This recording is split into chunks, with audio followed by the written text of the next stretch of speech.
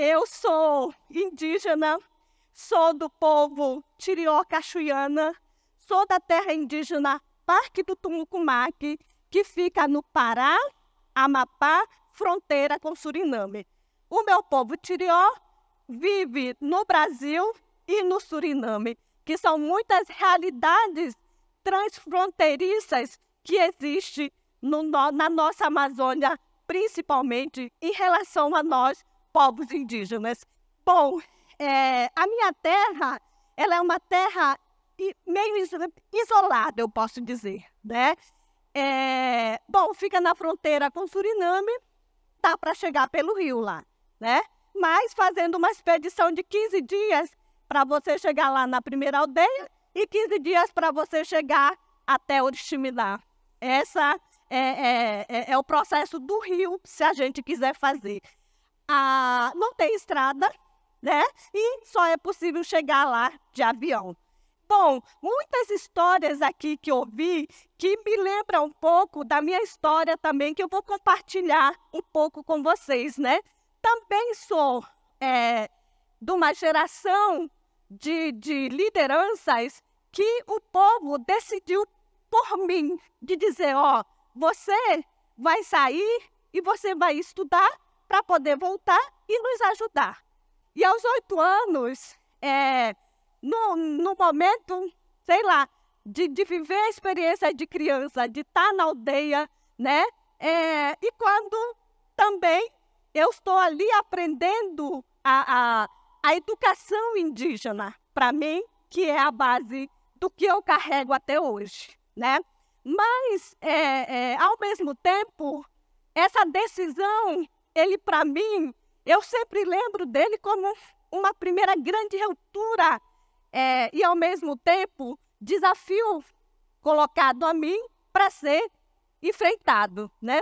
E até os 8 anos eu não falava português, né? Minha primeira língua é minha língua materna, é Tirió, é ali que eu falo. Então, quando eu fui para uma cidade no interior do Pará, viver na casa dos outros, muita gente passou, contou essa história, também vivi isso, para estudar, né? Eu tive 2 desafios para mim naquele momento como criança, que era, bom, eu vou para um lugar que eu não conheço. Quem são essas pessoas onde eu vou morar? Né? Como que eu vou me comunicar com essas pessoas? Né? Se eu não entendo português, eu não sabia. Até hoje o meu povo fala muito mais a língua do que o próprio português. Para nós, o português é uma segunda língua nas aldeias do meu povo. Mas é isso, fui, enfrentei, e para mim era sempre um sofrimento. Aos 8 anos, 9, 10 anos estudando e sempre voltando para o meu território, reencontrando o meu povo, né, vivendo a experiência de ser criança na aldeia. E tudo isso sempre fortaleceu a minha relação com a minha comunidade, com o meu território. E aí, eu tinha que voltar para a cidade de novo para estudar, então era um sofrimento. Eu estou na cidade, eu não queria voltar para a aldeia. Criança, né? E quando eu estava na aldeia, que era tudo tão bom, a minha liberdade de poder caçar, pescar, nadar, né? Brincar com o meu povo, com a minha família, com os meus irmãos, com os meus primos, largar tudo isso para voltar para a cidade. Foram 8 anos nesse processo. Mas foram 8 anos de muito aprendizado, porque, para mim, eu sempre lembrei, né? Não foi à toa que alguém disse, ó, Valéria, você vai sair, você vai estudar, né? Ali foi colocado a mim uma responsabilidade. E eu sempre assumi isso sempre me lembrei disso, né? Eu não posso desistir, eu tenho que voltar, porque eu tenho uma missão. A mim foi colocada uma missão e eu preciso concluir. E aí voltava, estudei, fiz curso de auxiliar de enfermagem e voltei para o meu território, né? E voltei para o meu território nessa condição de alguém que trabalha na área de saúde.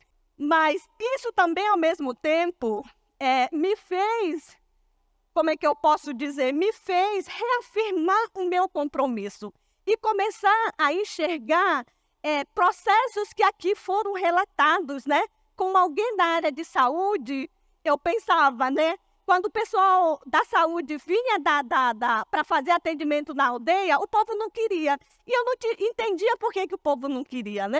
E aí, como mulher, muitas mulheres vinham e diziam para mim, eu não vou me consultar, eu não vou fazer os exames, né?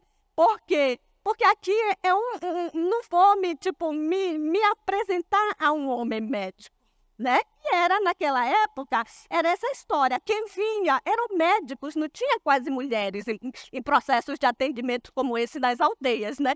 E isso eu comecei a olhar, perceber. Eu falei, por que esse atendimento ele não pode ser adequado à nossa realidade, né?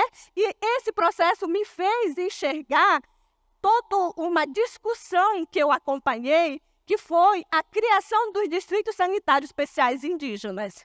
Bom, ao mesmo tempo, isso me colocou em processos de diálogo com outros espaços, para além da saúde, educação, né, parceiros, enfim, todos os campos de diálogo para fora da aldeia, né? E também o que me permitiu sair mais uma vez, né, indicado pelo meu povo, dizer, não, agora você vai nos representar no espaço que é a nossa organização, a Associação dos Povos Indígenas do Tumucumaque, que a sede era em Macapá. E você vai assumir um lugar ali, né? E mais uma vez, uma delegação de responsabilidade a mim, né, de sair do meu território para uma outra missão, né? E com isso, essa missão, mais uma vez, me leva a conhecer outras realidades, outros povos indígenas, né? Porque eu conhecia o meu povo, eu não tinha noção da Amazônia, mas essa relação daí com a COIAB, Coordenação das Organizações Indígenas da Amazônia Brasileira, me fez ver outros povos indígenas da Amazônia Brasileira. E a partir disso também, conhecer outros povos indígenas no Brasil. Bom, e aí, isso me levou a estar numa caminhada em luta na defesa dos direitos indígenas no âmbito do movimento indígena. Muitos processos de discussões, acompanhei muitas discussões no STF, julgamento da Raposa Serra do Sol, organização de acampamentos terra livres, a organização da primeira marcha de mulheres. Então, eu venho de um processo intenso de participação, de incidência e de atuação muito presente no movimento indígena, né? E esse reconhecimento que o movimento me dá para ocupar em Brasília a cadeira de uma primeira representante do movimento indígena da Amazônia brasileira em Brasília como a representante legal, né? Eu como uma mulher. E a gente está aqui construindo o processo de participação de mulheres em espaços esses de interlocução. E eu fui esta primeira mulher a ocupar esse lugar lá. Tudo isso me credencia para conduzir um processo. Então, a partir de 2011, um processo de discussão sobre um mecanismo indígena. Essa experiência da relação dos povos indígenas, das organizações com o Estado e a implementação de projetos e programas pelas nossas organizações nos deixou muitas feridas. Feridas profundas, muitas das nossas organizações deixaram de existir em função disso, né? Por quê? Porque faltava experiência, a gente não conhecia, a gente não tinha essa relação com a sociedade, com as estruturas, né? Com a legislação, todo um processo complicado. E aí isso nos levou a adoecer como movimento indígena, né? E a partir dessa experiência dolorosa, pensou-se numa reflexão, criar algo específico, direcionado, de gestão, com indígenas que pudessem conduzir esse processo. Então, o Fundo Podale, Fundo Indígena da Amazônia Brasileira, ele é resultado dessa reflexão, né? Um processo que a gente conduziu ao longo desses 10 anos, né? Eu chamo isso de tempo indígena, porque a gente pensou a construção do Fundo Podale para nós, que nós queremos, né? Para onde que nós queremos caminhar? Né? Foram 10 anos de idas e vindas interno entre nós para que pudéssemos decidir criar esse instrumento, né? E esse instrumento que pudesse ser um braço do movimento indígena e que pudesse apoiar as iniciativas indígenas na Amazônia brasileira. Então, o Podal, então, hoje existe, ele é uma ferramenta, uma instituição autônoma que faz parte da rede do movimento indígena, da Grande Maloca, conduzido pela COIAB, né? E hoje a gente está apoiando na Amazônia brasileira 32 projetos. 32 projetos, iniciativa dos povos indígenas, né? Eu acho que aqui uma mensagem, talvez, que a gente pudesse deixar é que passou o tempo que os outros decidiam o que a gente tinha que fazer. A gente tem que virar essa chave. A gente tem que apoiar aquilo que os povos indígenas, povos de comunidades tradicionais já fazem e fazem bem, né? Os dados das informações que existem hoje sobre esses territórios, muita gente já passou e disse, são os territórios mais conservados em todos os sentidos, né? Então, elas têm um papel importante, contribuição.